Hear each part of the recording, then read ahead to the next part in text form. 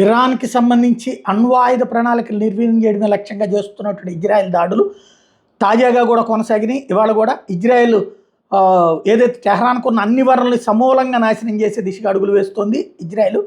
ఈ క్రమంలో తాజాగా అరాక్ హెవీ వాటర్ రియాక్టర్ ప్రాంతాన్ని ఖాళీ చేయాలంటూ ఐడిఎఫ్ ముందు సోషల్ మీడియాలో పోస్ట్ చేసింది.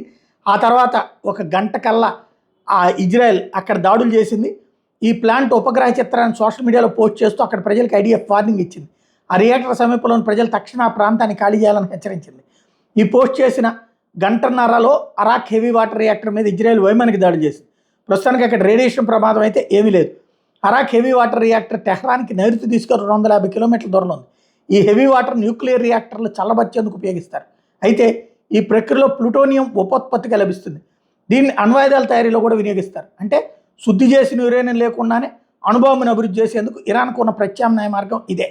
2015లో ప్రపంచ దేశాలతో కలిసి ఇరాన్ అణు ఒప్పందం మీద సంతకం చేసింది. ఆ ఒప్పందానికి అనుగుణంగా 2019లో హెవీ వాటర్ రియాక్టర్ సెకండరీ సర్క్యూట్ని టెహ్రాన్ ప్రారంభించింది.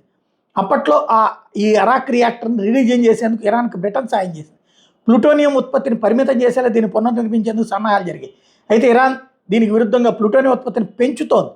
సాధారణంగా ఈ కార్యక్రమాల మీద international atomic energy agency inspector నిఘా ఉంటుంది. కానీ ఇరాన్ వీళ్ళ మీద ఆంక్షలు విధించడంతో హెవీ వాటర్ రియాక్టర్ కేంద్రం సామర్థ్యం మీద అంచనాలు లేవు. ఆ విషయాన్ని ఐఏఈడీనే అంగీకరించింది. ఐఏఈ అని టెహ్రాన్ ఉత్పత్తి నిల్వల మీద తమకు ఎట్లాంటి సమాచారం లేదని చెప్పింది. ఈ క్రమంలో తాజాగా ఇజ్రాయెల్ ఈ ప్లాంట్ను ధ్వంసం చేసేసింది.